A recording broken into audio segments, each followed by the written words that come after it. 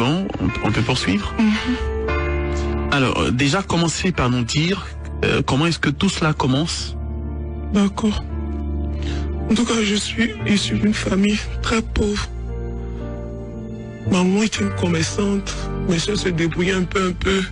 Et puis moi, une fois dans mes sorties, j'ai fait la connaissance d'une amie dont je tairai le nom. Et j'ai commencé à l'envier parce qu'elle avait tout. Elle avait tout. Elle était heureuse, elle avait un bon mari. Elle avait vraiment tout. Et elle était avec des amis aussi qui avaient tout. Donc quand j'étais avec elle, j'avais l'impression d'être un peu celle qui n'était pas à sa place, quoi. Donc je lui ai demandé... Elle avait tout, c'est-à-dire elle avait beaucoup d'argent. Elle avait un joli teint, elle avait l'argent, des voitures, des maisons, toujours l'argent. Et puis c'est toujours moi qui venais demander. Donc arrivé un moment là, ça me gênait un peu. Donc j'ai demandé à ma camarade là, celle que j'ai connue en premier. Je lui ai demandé, qu'est-ce qu'elle faisait pour pouvoir avoir assez d'argent comme ça. Si c'est des gens, en tout cas j'étais prête, c'est pas que je voulais me prostituer, mais en tout cas j'étais prête à rentrer dans son réseau comme elles aimaient si bien le dire. Donc elle m'a dit que, Raïssa, ce que je fais là, je suis pas sûre que tu vas aimer. Elle dit, comment je vais pas aimer? Tu as l'argent, vous avez tout. Comment je vais pas aimer? Moi je cherche l'argent, comment mes parents sont pauvres. Toujours c'est moi qui viens de demander, je sais plus comment je vais régler ça. Pour me dire, oui, je suis prête à tout. Et puis vraiment dans ma tête, quand je dis je suis prête à tout, j'étais vraiment prête à tout. C'est pas que je voulais me prostituer, c'est pas ça. Mais j'étais prête à tout. Et si vous êtes prête à tout, ça veut dire que vous êtes aussi prête à vous prostituer, Raïssa? Je sais pas.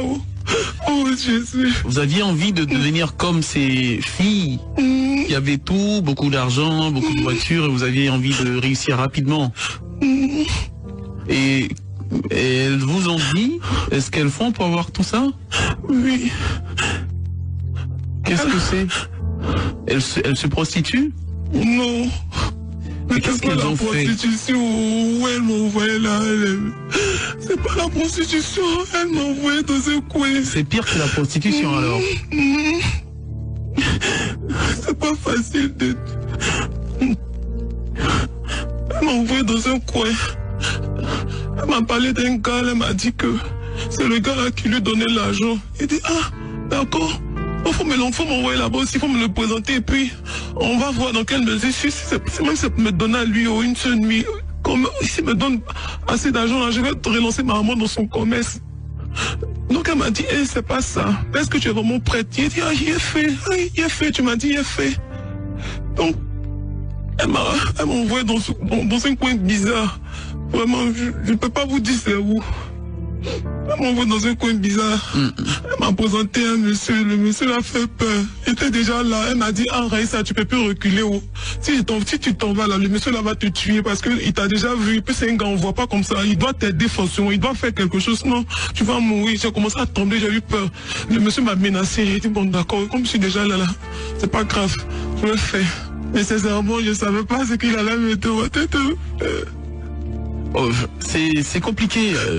Vous avez choisi de devenir riche et avoir tout le succès de vos amis. Elles vous ont bien prévenu, elles vous ont bien dit que ce qu'elles font, c'est pas tout le monde qui est capable de le faire. Mais il dit, je savais pas, je pensais que c'était la prostitution, je pensais que j'allais me prostituer. Oui, je sais pas, monsieur, j'ai dit, Dieu. Et du coup, vous êtes en face d'une personne assez mystérieuse et vous n'avez pas le droit au recul, vous n'avez pas le droit de changer d'avis ni de partir. Et que s'est-il passé? C'est quel genre de personne en fait? Un homme riche qui avait des pouvoirs ou bien qui vous demandait, qui vous proposait quelque chose de très indécent? Que s'est-il passé, Raïssa? Dites-nous s'il vous plaît. C'est pas un homme riche.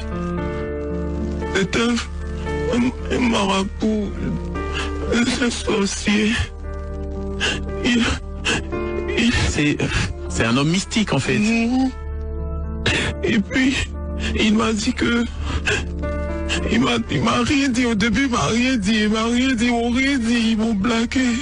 Et puis il a fait sauter un miroir. Il dit, ça c'est quoi? Il a commencé à trembler. Il a dit à mon ami là que si elle tombe comme ça, il va me lancer un son. Il dit bon pardon, je me suis calmé. il a mis un miroir devant moi et puis il m'a dit que la première personne qui apparaîtra dans le miroir, de prendre le caillou qui est à côté de moi et puis de casser le miroir là. Il dit, mon cas, comment ça va? Il dit, mais si il casse le miroir là, qu'est-ce qui va arriver? Il dit, la personne va mourir et puis je vais avoir l'argent. Alors, vous allez voir un mystique, un sorcier, comme vous le dites, qui vous propose de vous rendre riche, vous donner toute la gloire que vous recherchez à une vitesse que vous voulez, bien entendu. Il vous sort un miroir et vous devez lapider le miroir si une image apparaît. Mais vous ne savez pas, avant de lapider, quelle image apparaîtra. Ok. Maintenant, on était là, il a fait ces trucs, il a agité, c'était les trucs, il a appelé les esprits. Et puis, la personne qui est sortie dans le miroir, c'était ma maman. Wow. Jésus qui m'a envoyé là-bas. Dieu. Et qu'est-ce que vous faites à ce moment? Votre mère apparaît dans le miroir. Il dit que si je ne prends pas caillou là, c'est moi qui vais mourir à sa place. Et puis d'ici et là-dessus, il y a pas beaucoup d'argent, il y a avoir tout. Et puis personne ne va savoir que c'est moi qui ai fait ça. Non. J'ai pris caillou là, il est cassé. Oh.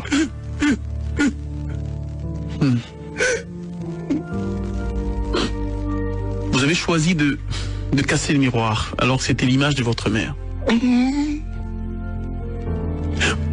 Et qu'est-ce qui s'est passé après? Il a dit on n'a qu'à partir. Il dit d'accord, on est parti. Maintenant après ma maman a commencé à tomber malade. Et puis, elle a commencé à avoir beaucoup d'argent. Le marabout nous appelait pour nous donner des mallettes qui avaient beaucoup d'argent dedans. Moi je faisais semblant de soigner ma maman, mais il avait mal parce que je savais qu'elle n'allait pas rester. Puis, comme elle me demandait ce que je faisais, je disais que j'ai trouvé un petit poste quelque part là. Mais je ne le disais pas. Et puis je disais qu'il y a un monsieur qui aimait mon affaire, c'est lui qui me donnait l'argent. Et votre mère? Après, ma maman est morte. Je vous demande pardon, Jésus.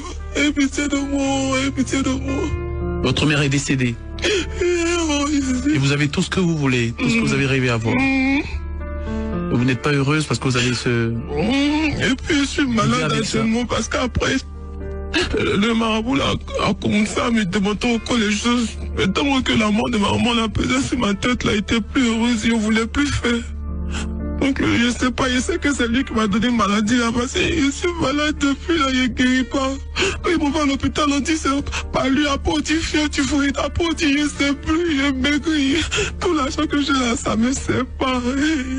Dieu. Qu'est-ce que nous allons appeler ce soir Je vais dire la vérité à ma grande soeur, parce que je sais que je vais mourir. Je vais dire la vérité à ma grande soeur.